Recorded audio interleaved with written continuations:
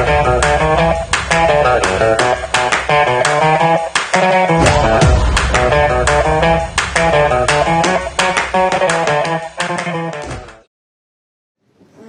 à toutes et à tous, je suis ravie de partager avec vous cette table ronde sur le thème du contentieux et on est ensemble pendant 1h15. Pour m'accompagner dans ces échanges, j'ai le plaisir d'accueillir 3 intervenants. Donc Arnaud Jean, salarié du privé et issu du syndicat des banques et assurances, si tu veux bien nous rejoindre, Arnaud.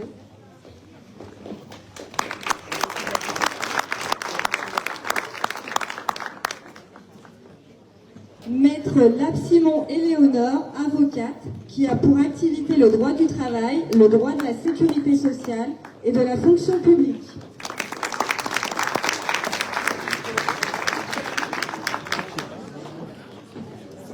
Et nous retrouvons Madame Laillé-Beaulieu, directrice régionale de l'économie, de l'emploi, du travail et des solidarités.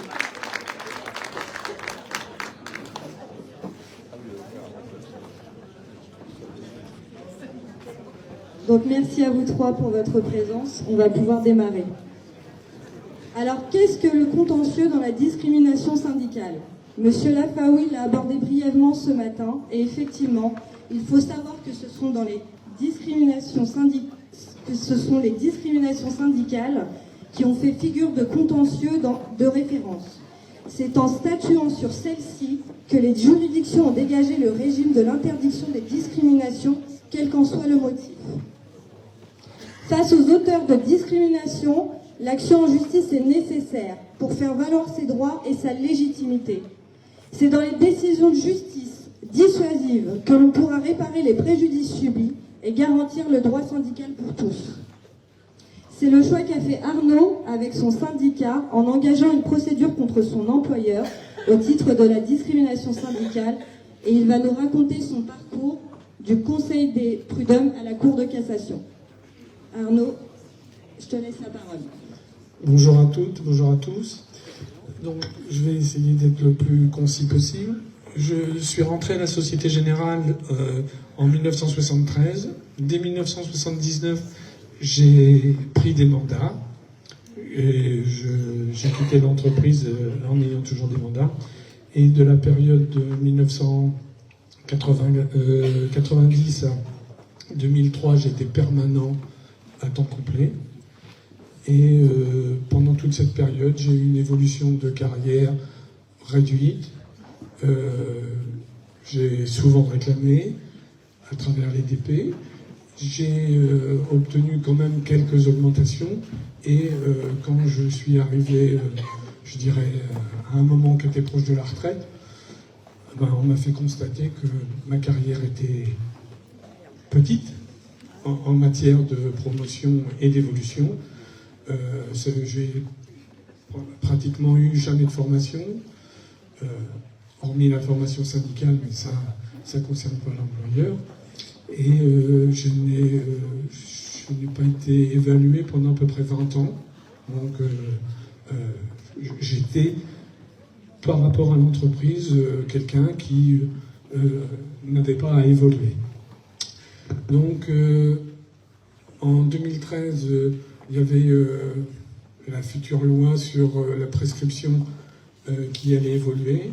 C'est le moment que j'ai profité avec mon avocate pour faire une saisine en mai 2013. Dès le mois de novembre 2013, il y a eu une audience de dépaysement. Et là, il y a eu une première confrontation avec mon employeur parce que eux voulaient que le dossier soit dépaysé à Paris. Moi, j'ai souhaité plutôt, comme le prévoit le Code du travail, un conseil limitrophe, donc ça a été Coutances. Et pour la petite histoire, il n'y a pas de train entre Paris et Coutances. Voilà. Donc c'était déjà un premier petit plaisir. Bien sûr, la Société Générale ne peut avoir qu'un avocat parisien.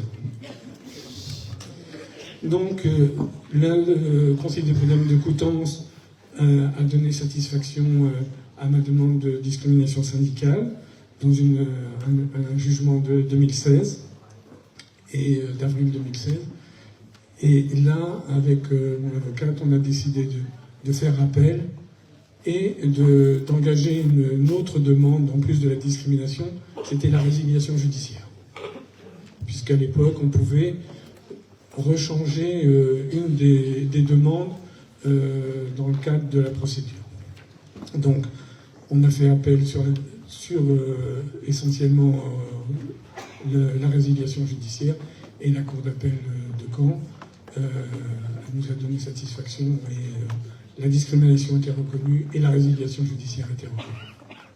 Mais dans cet arrêt, la Cour d'appel a oublié quelque chose qui est important pour nous militants, c'est qu'elle n'a pas voulu trancher sur mon statut protecteur.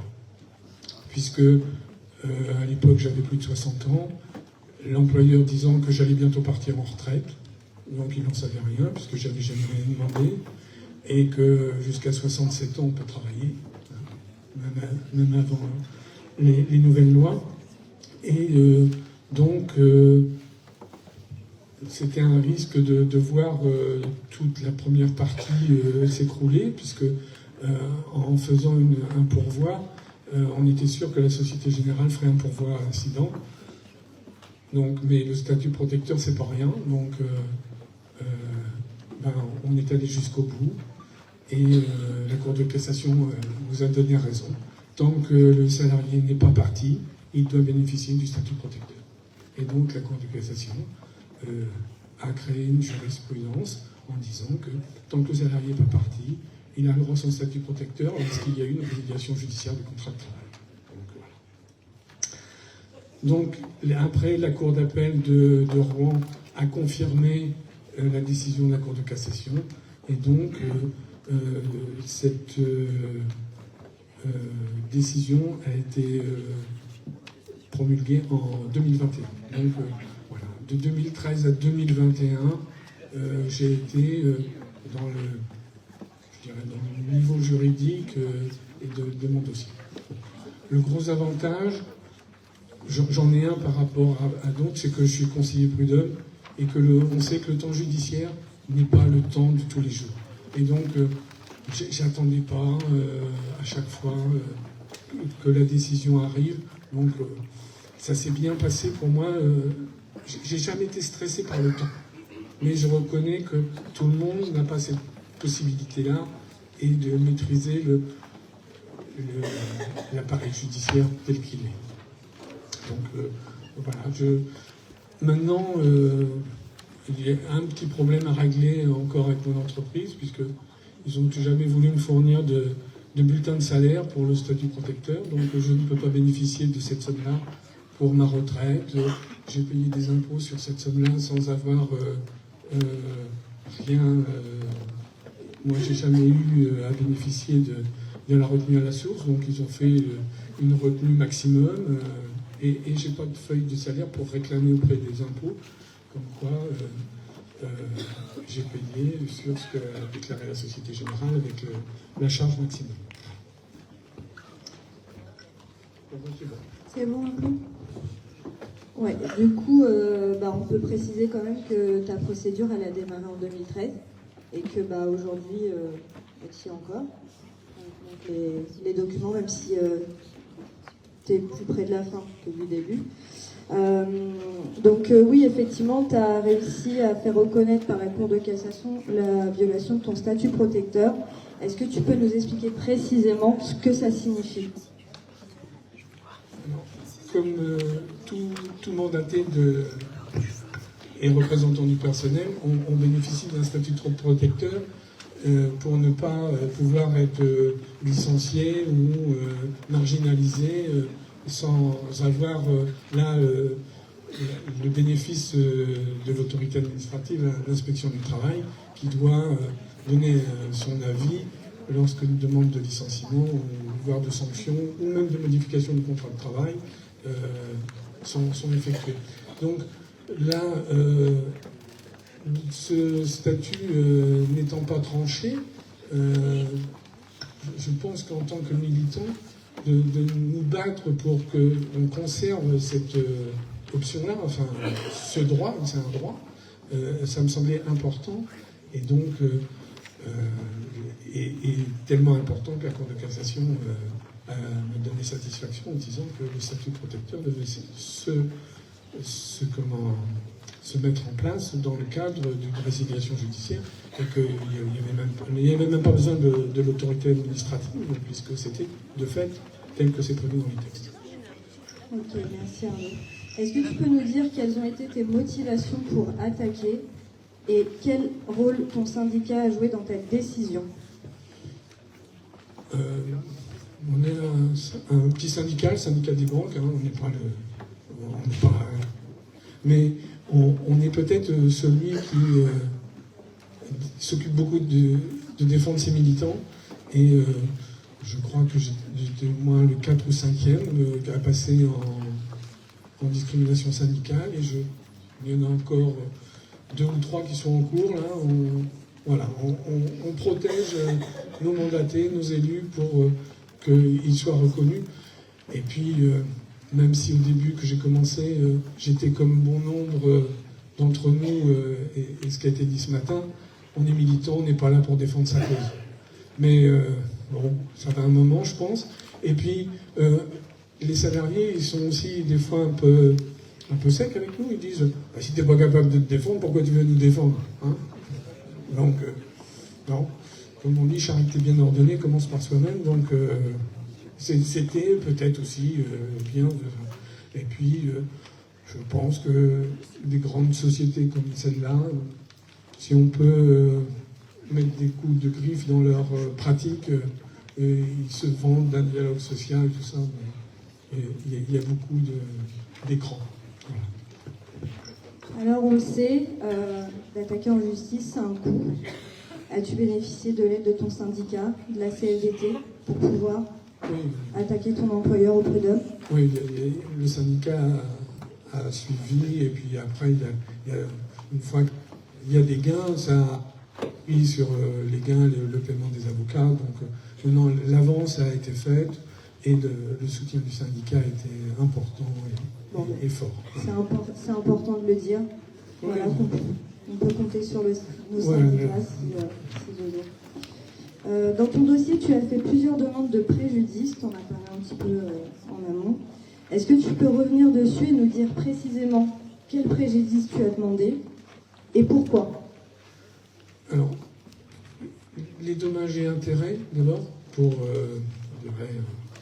j'ai travaillé 45 ans, donc j'ai été militant 35 ans. Donc, c'est pour... enfin, moi, j'estimais que pendant ces 35 ans, j'avais pas eu d'évolution comme les autres. Voilà. Et j'avais des arguments pour prouver que d'autres avaient eu une évolution qui était rentrée en même temps que moi ou après moi, avaient été beaucoup plus... ont évolué beaucoup plus facilement que moi. L'avantage aussi avec mes fonctions de syndicaliste, c'est que j'avais beaucoup de documents, beaucoup d'accès, des documents légaux, et donc je pouvais faire les comparaisons entre mon niveau et les niveaux des autres, et j'ai aussi beaucoup de camarades et de copains qui ont évolué, qui m'ont fait des attestations. Et ça, c'était enfin, très bien, puisque j'alimentais ma demande par quelque chose qui était démontrable avec des preuves. Voilà. Et la preuve, c'est toujours le point central par rapport au Conseil des prud'hommes. Tant qu'on a des preuves, on peut toujours avancer. Et ça a été important pour moi d'avoir tous ces documents. Et puis, là, j'ai quelques petites erreurs, notamment en m'indiquant à un moment donné que je faisais partie des 0,50% du personnel qui n'avait jamais eu d'augmentation pendant plus de 10 ans. C'est bon. Ouais. Donc, dans ton dossier, tu as fait la demande de la résiliation judiciaire de ton contrat de travail. Et moi, je voudrais demander à Éléonore si, dans le cas où Arnaud aurait été licencié, qu'est-ce qui aurait changé? Alors, Juste un petit point, effectivement, à partir du moment où il y a une demande de résiliation judiciaire du contrat de travail ou de prise d'acte qui est une demande du salarié de rompre le contrat de travail en raison donc de faits graves de l'employeur, la discrimination en étant bien évidemment une, le salarié ne peut pas demander sa réintégration. Il y a incompatibilité entre les deux notions, c'est-à-dire que on ne peut pas à la fois prendre acte de la rupture du contrat de travail et puis ensuite revenir sur cette prise d'acte. Donc c'est incompatible, et la résiliation judiciaire, c'est un peu la même chose. Donc la Cour de cassation considère qu'on ne peut pas demander la réintégration. S'il y avait eu un licenciement, il y a plusieurs points qui me viennent à l'idée. Bon, d'abord, la décision de licenciement passe par l'inspection du travail. L'inspection du travail qui doit vérifier le lien avec le mandat. Et à partir du moment où il y a un lien avec le mandat, même si on est par exemple sur une demande de licenciement, une demande d'autorisation de licenciement pour faute grave, à partir du moment où il y a un lien avec le mandat, c'est rédhibitoire. Donc l'inspection du travail doit refuser l'autorisation, ne pas autoriser le licenciement. Et puis, considérons que le lien avec le mandat n'est pas tout à fait déterminable par l'inspection du travail, parce que parfois, c'est pas tout à fait la même chose, la discrimination et le lien avec le mandat. On ne peut plus contester le licenciement si l'autorisation a été donnée, que les recours ont été faits, qui ont confirmé que l'autorisation devait être donnée, parce qu'on a des recours administratifs, hiérarchiques, ou devant le tribunal administratif. Donc si on échoue à dire que l'autorisation de licenciement était illégale, eh bien on peut quand même, je dirais, se rattraper devant le Conseil de prud'homme en invoquant le fait que la rupture du contrat de travail, alors c'est plutôt en cas d'inaptitude, est liée à la faute de l'employeur. Et à partir du moment où on fait le lien, parce que le tribunal administratif, lui, ne le fera pas, il ne va pas apprécier la cause originaire, si on parle d'inaptitude, de l'inaptitude qui conduit au licenciement, ça, le tribunal administratif ne le fera pas. Par contre, le Conseil de prud'homme, lui, va le faire. Et s'il constate que la cause originaire de l'inaptitude est liée à une discrimination syndicale, eh bien, il va pouvoir déclarer le licenciement nul. Donc, il y a ce moyen-là aussi de pouvoir soulever la nullité du licenciement. Alors, deuxième point qui me vient à l'idée aussi, c'est en termes d'indemnisation, puisque pour M. Jean, il a eu donc une indemnité liée à la violation du statut protecteur, c'est l'article 1235.3.1 si je ne me trompe pas, qui prévoit que lorsqu'il n'y a pas eu d'autorisation de licencier, eh bien, lorsque l'employeur n'est pas passé par l'inspection du travail pour licencier, et quand il y a résiliation judiciaire, il n'y a forcément pas d'autorisation de licencier, eh bien, il y a violation du statut protecteur, et donc le salarié peut demander une indemnisation qui est les salaires qu'aurait perçu le salarié jusqu'à la fin de son mandat, au maximum 30 mois. Si il y avait eu licenciement et que l'autorisation de licencier avait été donnée, mais annulée ensuite par recours hiérarchique ou tribunal administratif, eh bien le salarié peut demander soit sa réintégration, soit l'indemnité spécifique de l'article 2422-4, si je ne me trompe pas, du Code du travail, qui prévoit donc cette indemnité qui est égale entre le moment où il y a le licenciement et la réintégration plus 2 mois, ou alors s'il ne demande pas sa réintégration, ce qui est quand même en général le plus souvent le cas, eh bien entre le moment du licenciement et la décision du tribunal administratif qui annule, le recours hiérarchique qui annulerait. Donc il y a ces deux aspects-là qui sont quand même assez différents, à la fois en termes de recours possible et en termes d'indemnisation. Merci Léonore. Donc, je reviens vers toi Arnaud pour une dernière question. Quand tu as décidé d'attaquer ton employeur, tu étais encore en activité? Oui. Donc, je voudrais savoir comment ça s'est passé pour toi. Est-ce que tu as subi des représailles? Est-ce qu'ils t'ont... Non, j'ai pas subi de représailles. Les gens avec qui je travaillais étaient... ils ont des égos démesurés et surdimensionnés dans la banque. Donc, ils pensent toujours que ce sont eux qui dirigent le monde, donc ils vont gagner. Qu'est-ce que le pot de terre peut contre le pot de fer? Donc, pas grand-chose. Donc, j'ai continué à travailler à mon poste comme d'habitude et tout s'est passé pour moi normalement. Voilà, je sais pas, peut-être qu'ils savaient aussi que je pouvais réagir toujours. De toute façon, on était dans une section qui était très dynamique, on squattait presque tous les postes au CSE, en DP.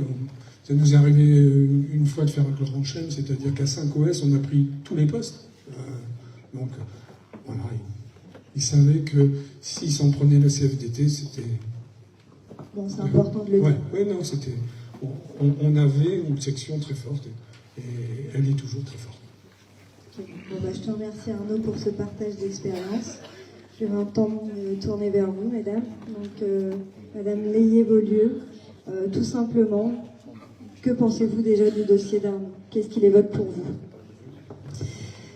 Alors, ce qu'il m'évoque, je pense que déjà, première réflexion, quand vous dites, à partir du moment où on fait une procédure, on le fait pour soi et les autres salariés peuvent penser qu'on est égoïste et qu'on profite de son mandat.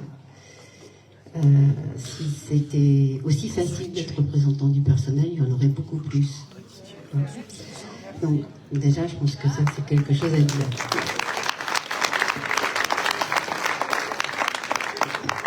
Deuxièmement, à la lecture du dossier, enfin des arrêts que j'ai pu avoir, je pense que ce qui est important de dire, c'est que dans le dossier d'Arnaud, on voit bien la différence entre avant et après. C'est-à-dire qu'au moment où les mandats sont pris, etc., on voit bien le changement d'attitude de l'employeur.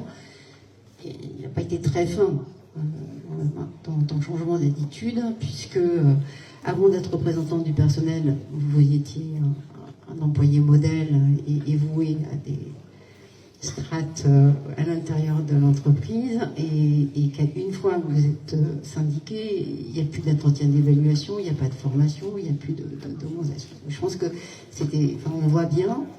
Je pense que, alors j'ai pas vu les éléments de preuve, mais compte tenu de votre passé syndical et d'avoir été conseiller des prud'hommes, je pense qu'on voit bien comment vous avez pu le monter. Et c'est vrai que les attestations des salariés, le fait d'avoir des collègues qui acceptent de donner des éléments, c'est aussi très important. Donc c'est ça qui me fait dire que le dossier il est assez significatif pour ça.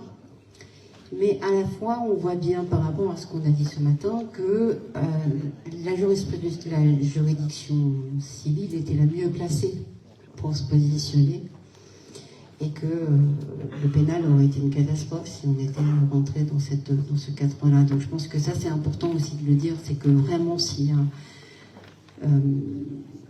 des situations de commencement de discrimination, il faut absolument commencer à se renseigner et voir comment vous pouvez saisir avec l'aide d'un avocat et d'autres organisations syndicales la juridiction civile. C'est quand même celle qui est le plus adaptée.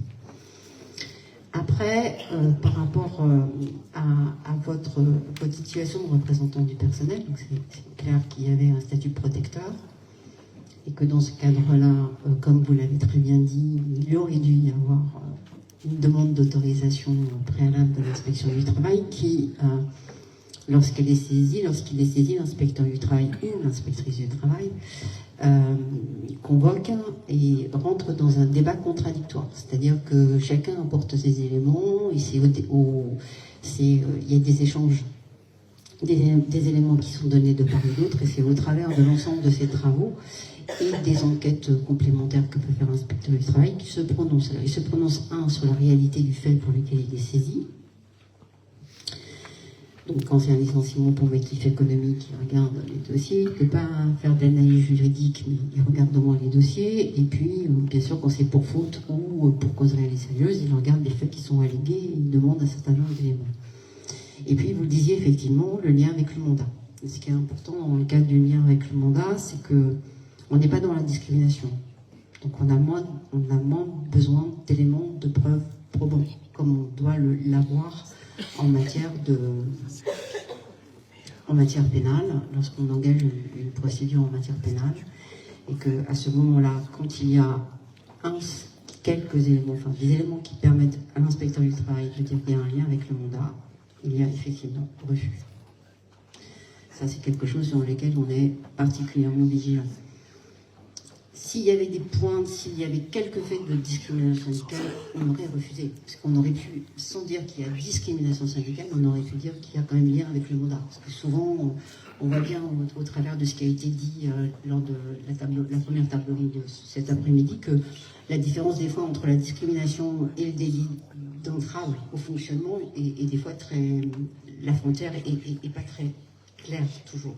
Donc, je pense que c'est important aussi de faire le... Mais c'est vrai que nous, notre origine d'intervention, c'est parce que un salarié, lorsqu'il est représentant du personnel, prend des risques, a un droit d'expression que n'a pas les autres salariés, et que notre travail, c'est de vérifier que c'est pas à cause de ça qu'il est licencié, ou quel que soit le motif. Et effectivement, généralement, enfin, dans tous les cas, si on constate un lien avec le mandat, il y a refus. Voilà ce que je peux dire. C'est bien. Merci beaucoup, c'est top. Oui, c'est des situations où on n'a pas... Enfin, on peut avoir, je disais, un peu un rattrapage, c'est que c'est une inaptitude aussi. Et quand on a une inaptitude, on a aussi le côté pratico-pratique, quelque part, c'est que le salarié, il veut partir. Et dans ces cas-là, c'était à ça essentiellement que je pensais quand je parlais du lien avec le mandat et la décision de l'inspection du travail. Des fois, des grands cas de conscience d'un inspecteur du travail, hein, quand on pense qu'il faut refuser et que le salarié ne veut absolument pas rester.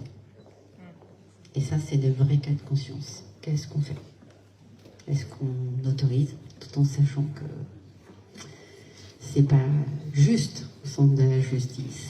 Ou est-ce qu'on refuse et on fait prendre des risques à la personne concernée, à l'intéressé? Ça, c'est vraiment des décisions qu'on a tous eu à prendre et qui sont les plus difficiles. Dans le cas d'Arnaud, la justice a jugé en sa faveur. Éléonore, est-ce que tu peux nous dire où se trouve la jurisprudence actuelle et si c'est la même entre le privé et le public, s'il te plaît? Alors, la jurisprudence actuelle, j'ai envie de dire, elle est quand même plus favorable, en tout cas dans le privé, parce qu'il y a une différence avec le privé et le public. Elle est de plus en plus en faveur d'une reconnaissance d'une discrimination, puisqu'il y a un certain nombre de points sur lesquels elle va faciliter la preuve. Vous avez vu ça ce matin, déjà le partage de la preuve qui allège quand même un peu le demandeur de ce qu'il doit apporter. Ce qui n'empêche pas qu'effectivement, plus on a de preuves quand on est demandeur, plus on a des chances de gagner et plus on a des chances d'obtenir des dommages et intérêts conséquents. C'est quand même important aussi d'en tenir compte. Mais effectivement, donc allègement de la preuve, la Cour de cassation va considérer, par exemple, que s'il n'y a pas eu d'entretien d'évaluation, eh bien c'est déjà une discrimination, même si l'employeur répond que il n'en fait pas aux autres non plus. C'est pas lié à ce salarié-là, mais que globalement il n'en fait pas beaucoup. Donc ça pourrait être un élément objectif que pourrait apporter l'employeur pour contrer l'argument selon lequel il n'y a pas eu d'évaluation, et la Cour de cassation dit non, vous ne faites pas d'entretien d'évaluation, et pas uniquement les entretiens de début de mandat, mais de mandat, fin de mandat, de l'évaluation professionnelle pour permettre justement de faire évoluer la carrière du salarié, vous n'en faites pas, et bien c'est déjà une discrimination. Donc on voit que la Cour de cassation, ou en tout cas dans le privé, la jurisprudence est plutôt favorable. Après, c'est dans la pratique.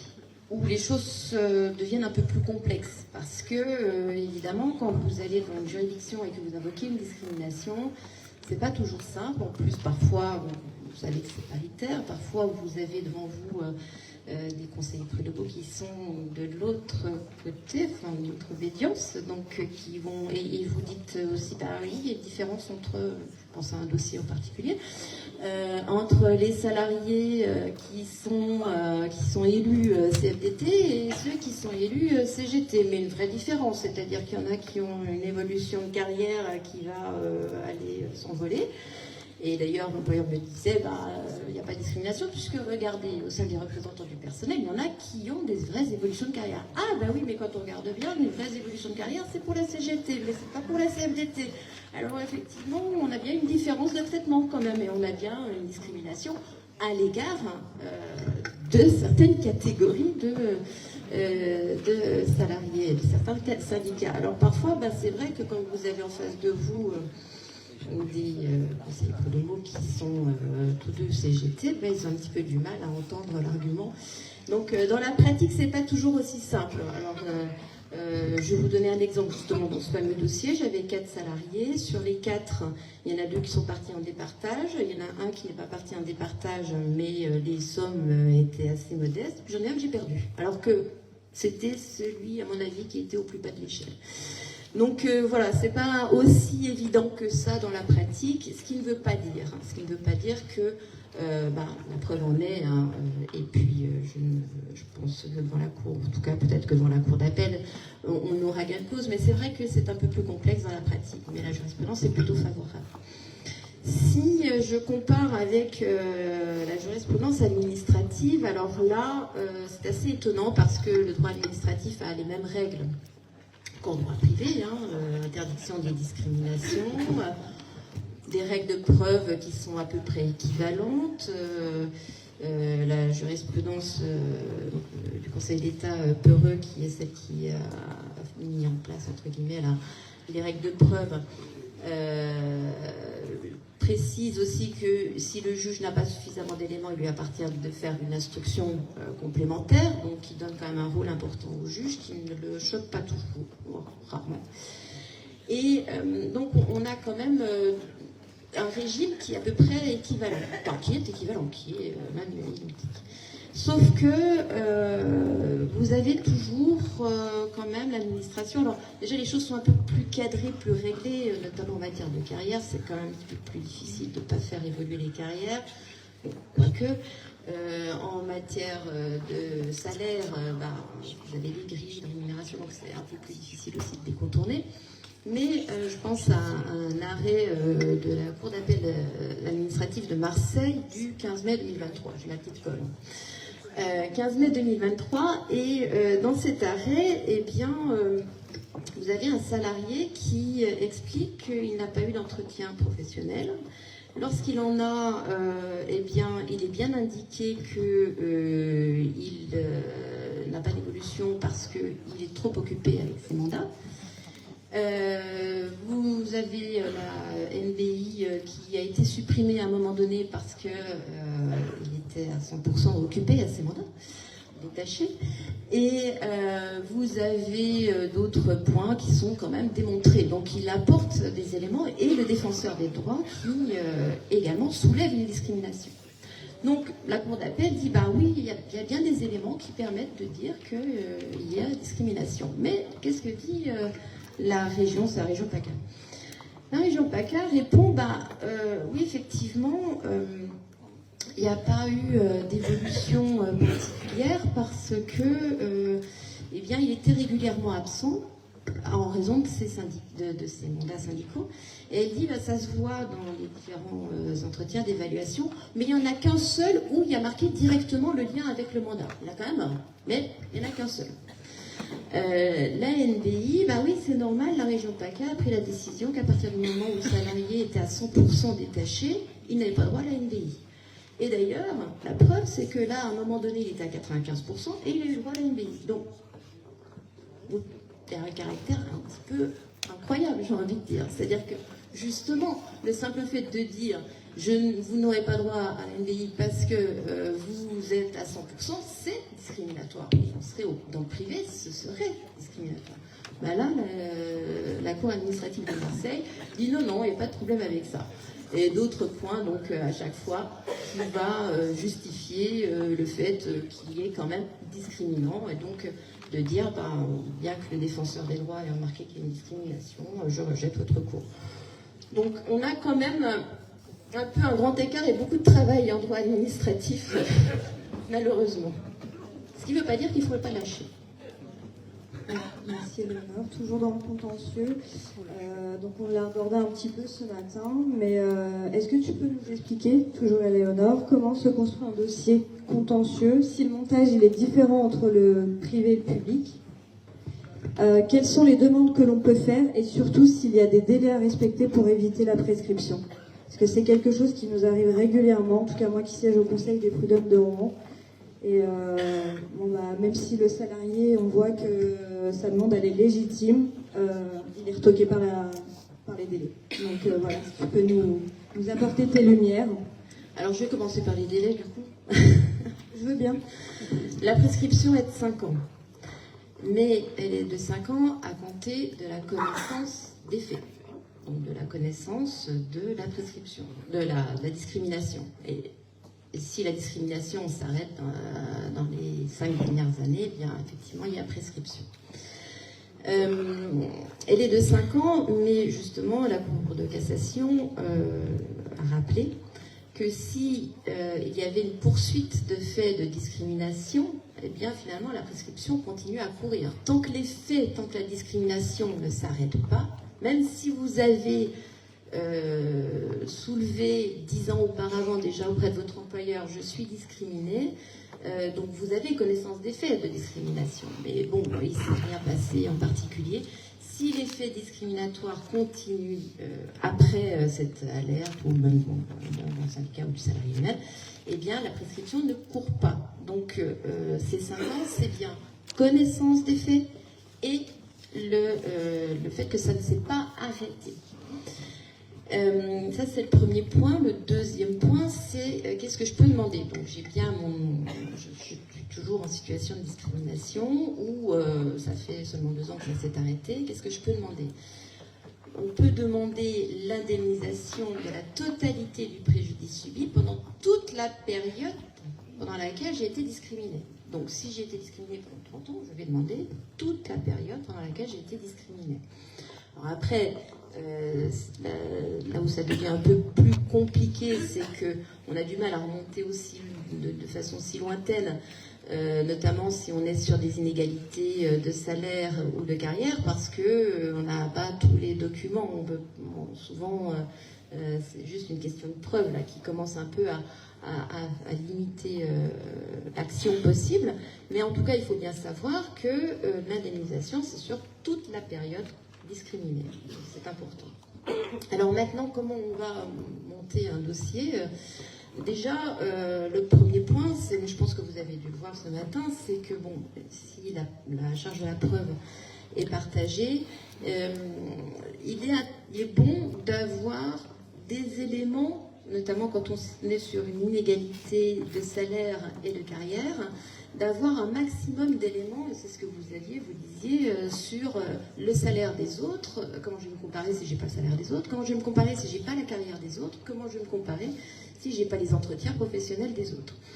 Donc, passer par un référé, article 145, pour obtenir des preuves et obtenir de l'employeur qu'il produise les bulletins de salaire des copains, les contrats de travail des collègues, les entretiens individuels, et en plus, la Cour de cassation permet que ce ne soit pas anonymisé, puisqu'il y a un intérêt légitime à obtenir ces différents entretiens, ces différents bulletins de salaire. Donc on peut avoir un certain nombre d'informations qui peuvent être de nature privée. Donc tout ça, c'est très important parce que ça va vous permettre d'avoir justement un meilleur panel, de convaincre davantage quand même le juge, et de voir que vous aviez des collègues qui sont arrivés en même temps que vous, qui donc, vous voyez par rapport au contrat de travail, qui ont eu une belle évolution de carrière pendant que vous n'en aviez pas, des collègues qui auront eu des entretiens professionnels quand vous n'en avez pas eu, et de pouvoir vous comparer par rapport à ces collègues-là. Donc c'est quelque chose qui est assez intéressant à faire parce que ça permet vraiment de compléter vraiment le dossier. Et une fois que vous arrivez au fond, vous êtes plus à l'aise d'ailleurs. Vous saisissez le conseil de prud'homme au fond, et là, vous avez tous les éléments qui vous permettent de justifier de la discrimination. Il y avait une autre question, c'était quoi les délais et... Est-ce qu'on construit un dossier de contentieux de la même manière dans le privé Ah oui, alors est-ce qu'on C'est important quand même, je pense qu'il y a des différences. C'est important. Dans le public, on aura plus de mal, effectivement, de passer par un référé, mais pourquoi pas. Dans le public, là, on va essayer, je dirais quand même, d'accrémenter de façon plus traditionnelle, entre guillemets, avec les collègues qui vont attester, après on a des choses qui sont très structurées, hein, donc on voit qu'il y a eu des demandes par exemple pour passer d'un grade à un autre qui n'ont pas été faites, ou bref, enfin, on a un certain nombre de points sur lesquels on peut quand même intervenir, des formations qui ont été demandées qui sont toujours refusées, mais on aura plus de mal à passer par le FR pour le coup.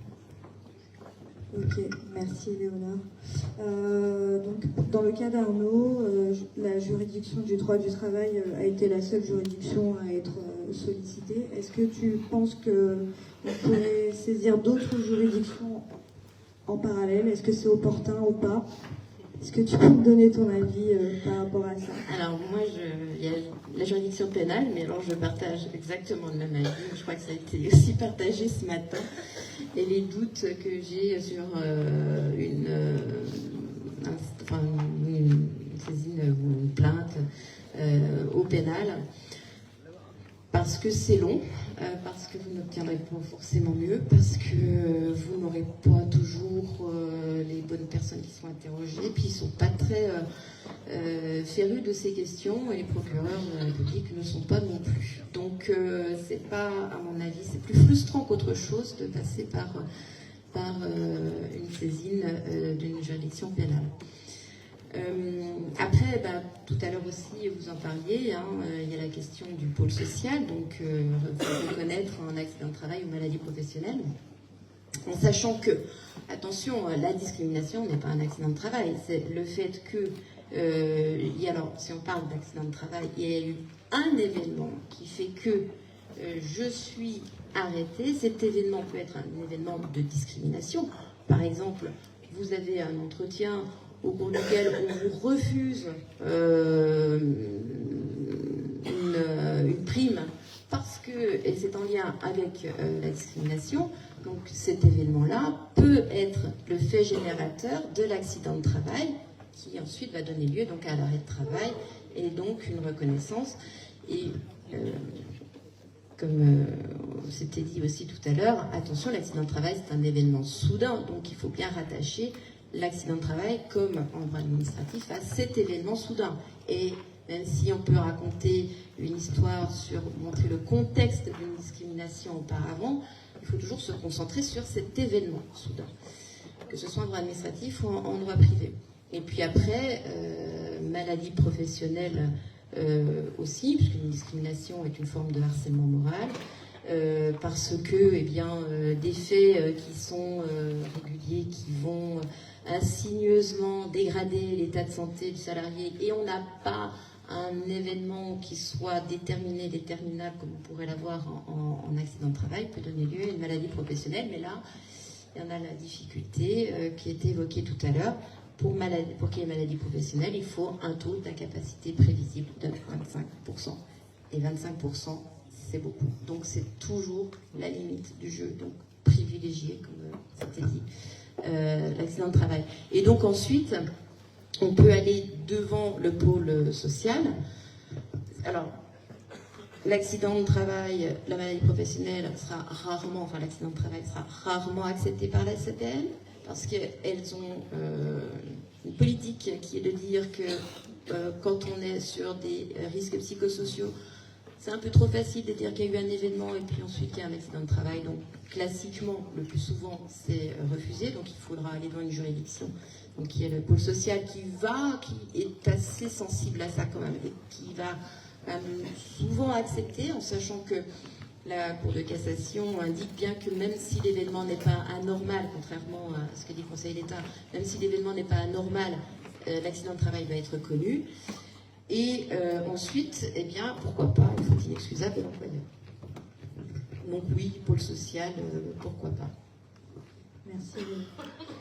Alors, dans le cas où un employeur est condamné, que la discrimination syndicale est avérée, mais que l'entreprise condamnée ne change pas sa politique de gestion du personnel, comment l'inspection du travail peut agir? Parce que c'est bien de condamner, mais si derrière, je veux bien avoir votre avis là-dessus. Alors, on est quand même dans un cas de figure qui arrive rarement, parce que généralement, ça calme d'être condamné comme la Société Générale l'a été. Mais si on devait être dans cette situation, à mon sens, alors déjà, il faut que l'inspection du travail soit informée. À mon sens, il peut y avoir une enquête de discrimination. Et là, je pense que l'élément intentionnel n'est pas trop difficile à prouver. Donc, voilà. Donc là, ça veut dire que si vraiment il y a les éléments matériels et l'élément intentionnel, on pourrait effectivement dresser procès verbal, constitution de partie civile, etc. Après, je pense qu'à un moment donné, il y a peut-être d'autres questions à réfléchir pour que l'employeur cesse complètement son attitude. Mais au moins, on pourrait. Et là, pour le coup, la difficulté d'éléments intentionnels, pour moi, là, c'est du gâteau, en fait, Oui. si on était dans cette situation-là. On peut toujours vous alerter. Oui, bien sûr. Donc, certains employeurs proposent des ruptures conventionnelles avec des transactions financières pour éviter le contentieux. Quel constat pouvez-vous en faire? Déjà, est-ce que vous êtes au courant? Et le constat que vous pouvez en faire? Alors, quand il y a une rupture conventionnelle pour un salarié protégé, il y a obligation de demander l'autorisation à l'inspection du travail. Donc, l'administration du travail est plus qu'informée puisqu'elle doit faire une enquête. Dans ce cadre-là, elle doit vérifier que le consentement du salarié n'est pas vicié. C'est-à-dire qu'on ne l'est pas poussé à faire. Mais là, c'est là où je disais que des fois, il y a des cas de conscience.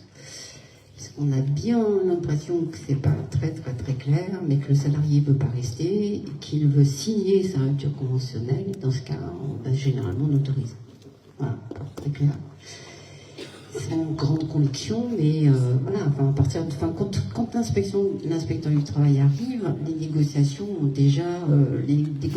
entre les deux parties, voire avec l'organisation syndicale, parce que des fois c'est aussi une question de santé publique, de sortir la personne. Il faut pas. Donc dans ce cas-là, nous, on ne fait que accepter la situation et dire ok, on autorise. Ce qui ne veut pas dire que quelque part l'inspecteur du travail n'a pas l'entreprise dans la tête et l'aura pas dans le viseur dans le cadre de contrôle. Ok. Moi, j'aimerais bien avoir ton avis, Éléonore, là-dessus. Alors, on a effectivement la problématique, parfois, c'est la volonté, et effectivement, il faut sortir les salariés. La rupture conventionnelle, le problème, c'est qu'une fois qu'elle est autorisée, et demander la nullité d'une rupture conventionnelle, sauf vice du consentement, eh bien c'est compliqué. Et comme vous le disiez, le problème c'est que il faut donc sinon démontrer devant le Conseil de prud'homme qu'il y a bien eu vice de consentement. Mais la discrimination ne va pas nécessairement, nous dit la Cour de cassation, constituer un vice du consentement. Donc il faut faire attention. Surtout si le salarié a fait valoir sa volonté de rompre le contrat, parce que dans une discrimination, alors même si, on vous le disait, la discrimination, harcèlement, c'est quand même assez proche, en droit européen c'est la même chose, mais pour autant, quand il y a discrimination, ça ne veut pas dire que le salarié qui signe n'a pas vraiment consenti et voulu, et qu'il a perdu ses moyens, en quelque sorte, qu'il n'a plus les moyens de pouvoir apprécier si il accepte ou pas. C'est ça l'idée du consentement. Donc, quand il y a discrimination, c'est pas toujours le cas. Donc, si en plus, il a accepté que la discrimination a cessé, bon, là, c'est encore autre chose, eh bien, vous pourrez difficilement obtenir l'annulation de la rupture conventionnelle. Alors qu'un licenciement, je l'ai dit tout à l'heure, on peut se rattraper en quelque sorte, si on est sur une inaptitude, en faisant valoir la faute de l'employeur. Alors, après, on ne peut pas demander l'annulation de ce fait-là. Par contre, on peut quand même demander des dommages et intérêts pour le préjudice subi du fait de la discrimination. C'est pas interdit. Mais là, vous n'aurez du coup que quelque chose d'un peu plus réduit, c'est-à-dire dommages et intérêts du fait de la discrimination, et éventuellement des rappels de salaire. Mais par contre, vous ne pourrez pas demander violation du statut protecteur ou l'indemnité d'article 2444, 2432 du Code du travail. Donc, ça réduit quand même aussi ce que vous pouvez réclamer devant le Conseil de prud'homme. Ok, merci. On arrive presque à la fin, donc on va pouvoir passer aux questions dans la salle.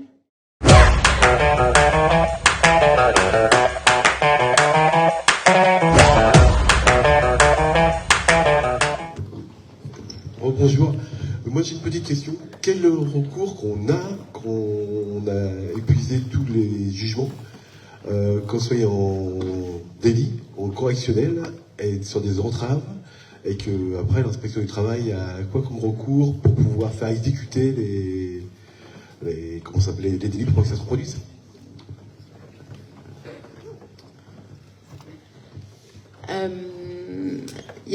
Vous voulez dire par là Parce que mon employeur a été condamné 2 fois en correctionnel pour délit d'entrave. Et moi j'ai cours d'appel 2 fois pour discrimination syndicale. Donc on voit la directe, c'est aujourd'hui on est toujours au même niveau. On fait quoi? Il faut faire une affaire conventionnelle pour dire on arrête tout, puis les camarades vont faire derrière moi la même chose que moi? Ou on attend encore un drame? Parce que moi, dans mon entreprise, il y a eu un suicide. Donc on fait quoi? Il faut faire la même chose? Alors, juridiquement, je n'ai pas beaucoup de perspectives à vous donner, puisque juridiquement, à part refaire une procédure en évoquant la récidive, parce qu'il y aura récidive, donc une augmentation de la peine. Après, on n'est pas dans le cas où on peut faire un référé, puisqu'il n'y a pas un danger grave, imminent, les salariés, enfin voilà, on n'est pas dans le cas de l'hygiène-sécurité. Donc là, c'est là où, juridiquement, nos pouvoirs sont limités. Après, je le dis là, et je jurerais que je ne l'ai pas dit, mais il y a quand même un rapport de force du corps social dans certaines situations qui sont beaucoup plus bénéfiques en termes de résultats que le simple rôle de l'inspection du travail. Mais voilà, ce que je dis ne va pas régler votre problème, mais clairement, juridiquement, on est au bout de la solution. Après, on peut mettre des PV à tire-larigot, mais sauf à ce qu'à un moment donné, le procureur se pose des questions, et puis peut-être un peu plus loin, mais il va falloir quand même qu'on ait un dossier assez costaud pour le faire. Autrement, il y a aussi votre propre rapport de force au sein de l'entreprise, parce que moi, je ne vois pas d'autre solution.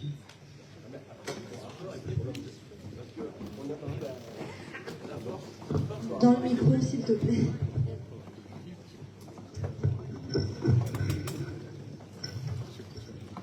À force, par rapport à l'essai police, parce qu'on a pris la DRIX ou la Direct avant, on a pris la CARSAT, on a une instruction de 200% depuis 2013, et ça continue. Il faut quoi? Il faut un drame? Il faut, je sais pas. Alors, le problème, il est sur l'entrave, ou le problème, il est sur le risque professionnel? Parce que il y a risque de moi. Alors, je vais faire quoi? Mes collègues ont dans si le risque n'est pas sur l'entrave, mais sur le risque professionnel, il y a déjà une obligation d'évaluation de l'employeur d'évaluer les risques. Et si manifestement il y a un problème dans l'évaluation des risques après contrôle de l'inspection du travail, il faut peut-être qu'on se pose la question du référé, mais là je mets peut-être et du conditionnel parce que j'ai pas le dossier, parce que je connais pas votre situation. Mais il faut qu'on soit dans un risque de danger pour les salariés, et souvent le référé, on le met dans le cas où il y a un risque électrique, un risque chimique, enfin des fois donc on est dans des situations assez ubuesques. Mais là, il faut qu'on regarde le dossier dans le détail. Moi, je ne peux pas vous dire si vraiment il y a un problème de santé des travailleurs, des salariés. Il y a une question à se poser sur... mais là, on n'est plus dans la discrimination et on n'est plus dans l'entrave. On est dans l'infraction de la réglementation du travail en matière de risque professionnel. Hop, on a une deuxième question. Oui, bonjour, c'est plus sur la constitution de la preuve. On s'aperçoit aujourd'hui sur tout ce qui est discrimination finalement. On a beau interpeller quand on est délégué syndical ou autre, on interpelle notre employeur qui aujourd'hui, alors on l'interpelle par écrit, et aujourd'hui il ne répond pas. Donc soit il va vous donner un petit coup de fil, mais surtout ne fera aucun écrit.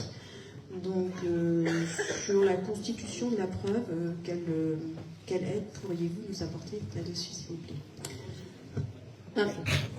Après, la preuve, c'est, comme je vous le disais tout à l'heure, hein, vous avez aussi des indicateurs sur les entretiens professionnels, sur une évolution de carrière qui ne se fait pas.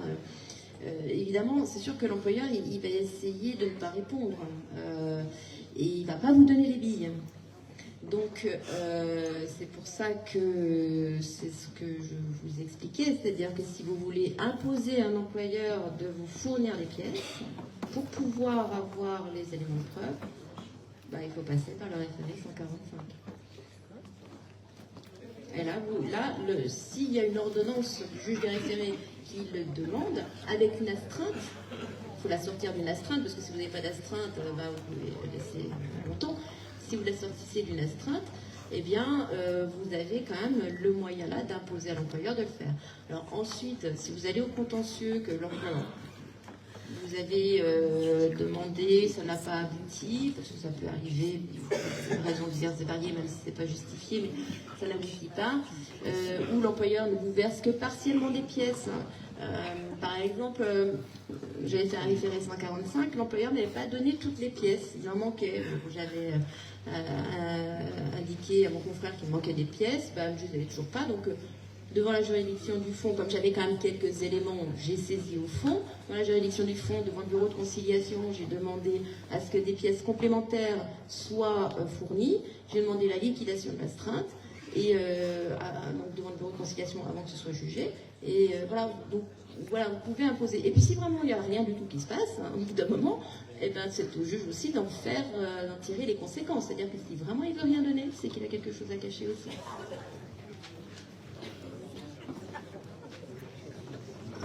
Oui, actuellement, là, vous parlez beaucoup sur le contentieux du privé, mais pour le public. Excusez-moi, non, mais c'est pas grave, je vais recommencer. Vous avez beaucoup répondu sur le privé, mais pour le public. Parce que face aux juridictions administratives, souvent on perd. Alors, discrimination syndicale, encore plus. On a très peu de jurisprudence, en fait.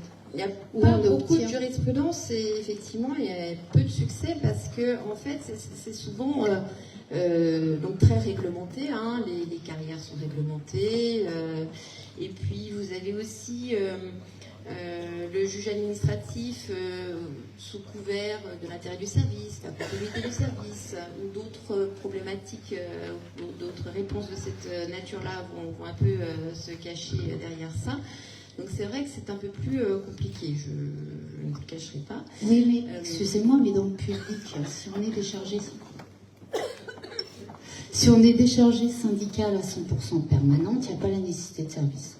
Oui. Donc dès qu'il y a une discrimination syndicale, qu'on voit qu'il n'y a pas les évaluations ou qu'il n'y a pas d'avancement de carrière possible, qu'on est complètement discriminé, qu'on a toutes les preuves, donc on est obligé de passer déjà tribunal administratif de Caen. Je suppose qu'après on aura droit à Nantes, jusqu'à séquence si ça marche pas, mais après, on monte au Conseil d'État, on fait quoi? Non. Ça va jusqu'où en Oui, fait? c'est le même principe. Mais alors, pour reprendre au départ, si vous avez aucun entretien d'évaluation, que vous avez une carrière qui est toujours la même, qu'il ne respecte pas justement les principes sur les indemnités, les RIFSEP par exemple, comme par hasard vous avez toujours 0, vous avez des éléments. Donc dans la charge de la preuve, on est dans le même système que dans le droit privé. C'est-à-dire vous avez quand même des éléments qui laissent présumer l'existence d'une discrimination. À l'administration d'expliquer pourquoi vous n'avez pas cette évolution de carrière, pourquoi vous n'avez pas eu d'entretien d'évaluation. Mais effectivement, la difficulté que j'exprimais tout à l'heure, c'est que on va parfois avoir des choses qui sont un peu étonnantes, comme dans la cour administrative d'appel. Je ne dis pas que c'est impossible, puisqu'il y a des dossiers où, évidemment, la discrimination est reconnue. Mais il faut avoir, comme dans le privé, des éléments qui laissent présumer l'existence d'une discrimination. À l'administration de répondre quelles sont les raisons objectives qui expliquent pourquoi il n'y a pas eu d'évolution de carrière, pas eu d'entretien. Normalement, les entretiens, c'est quand même obligatoire, donc il n'y a pas de raison qu'il n'y en ait pas. Alors, comme par exemple la cour administrative d'appel disait, en raison de l'absence régulière de l'agent, je ne peux pas plus en faire beaucoup. Alors, il va nous rester juste une dernière question. Gilbert.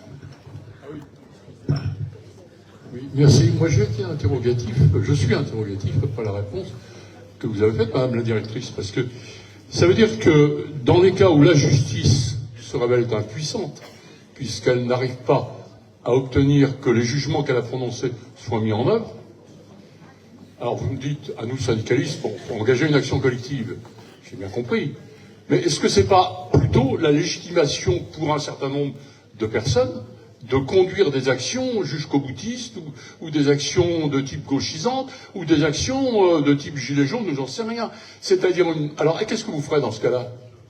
Imaginons que quelqu'un se mette à faire la grève de la faim d'une manière un peu brutale dans son atelier et bloque. Bien sûr, l'employeur va demander immédiatement l'exclusion. Qu'est-ce que vous allez faire? Nous, au niveau de la direction régionale du travail, on n'est pas compétent. Ah pour évacuer aussi. Ah non. Vous en tirez bien alors. Ah non, on n'est pas compétent. L'évacuation des locaux, c'est l'employeur de saisir les tribunaux pour avoir l'autorisation de conduire et de faire recours à la force de police. C'est pas l'inspection du travail. Moi, si on me dit demain que je suis flic en même temps, ok, ça on va peut-être pouvoir faire, mais pour le coup, non. D'accord. Donc la justice peut faire avec eux dans ce cas-là, mais pas dans l'autre sens. La difficulté dans le cas qui est donné, c'est que c'est un employeur qui est récalcitrant et que malheureusement dans certains départements, on a quelques-uns. Après, la question, c'est quels sont les moyens qui existent pour pouvoir les contrer. Et tous les moyens juridiques ont été mis en place, j'ai pas d'autre solution à vous dire. Je peux pas inventer quelque chose. L'interdiction d'exercer, elle n'est pas de mon autorité. Merci beaucoup. Il est maintenant temps pour moi de conclure. Je souhaitais toutes et tous vous remercier pour ces échanges constructifs et terminerai par une citation de Nelson Mandela. Cela semble toujours impossible jusqu'à qu'on le fasse. Merci à tous. Face à la violence patronale, mais parfois aussi des salariés ou d'autres OS, la CFDT se doit d'être présente aux côtés de ses représentants et mandatés. Ce constat impose de renforcer et d'améliorer l'accompagnement en amont et en aval, et de s'appuyer sur l'ensemble de notre réseau militant dont fait partie notre réseau juridique CFDT.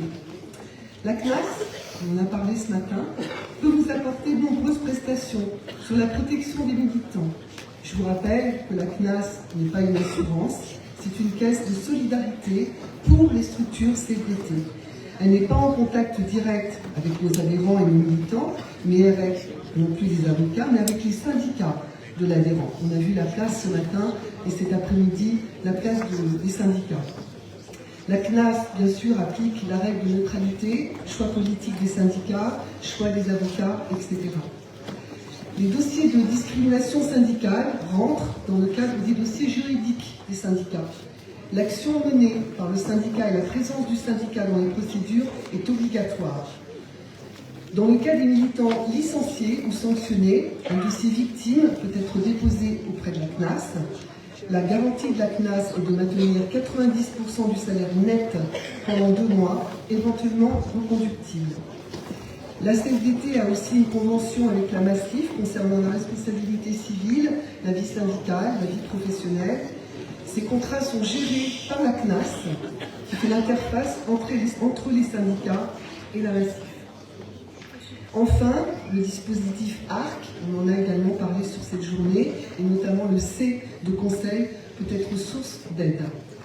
L'URI dispose en son sein d'une cellule souffrance au travail. Cette cellule permet aux militants adhérents une écoute attentive, avec, Luc en a parlé, des psychologues, des ergonomes, etc. Donc cette cellule existe, il faut la faire vivre sur l'ensemble du territoire normand. J'espère que les échanges d'aujourd'hui vous auront permis une meilleure compréhension du sujet de la discrimination syndicale, mais aussi vous aura permis d'échanger entre militants. J'espère également que ce premier colloque juridique de la nouvelle URI Normandie vous incitera à participer nombreux aux actions et formations de la CFDT Normandie. Si le sujet de la discrimination syndicale nous a occupés ce jour, soyons conscients que tous les motifs de discrimination peuvent se retrouver dans l'entreprise ou l'administration. Accès à l'emploi, car le problème numéro 1 des habitants des cités, ce n'est pas la sécurité, c'est l'emploi.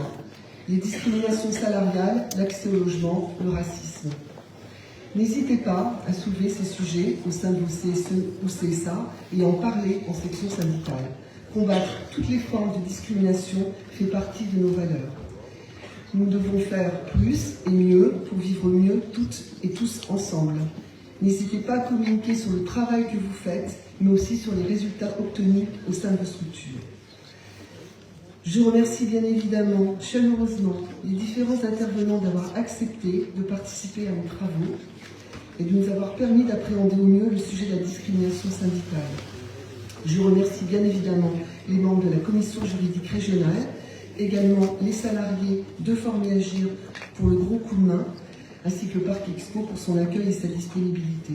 Je remercie bien évidemment Thierry Urvois pour tout le travail de fond, de forme, sur cette journée qui, à mon sens, est une réussite.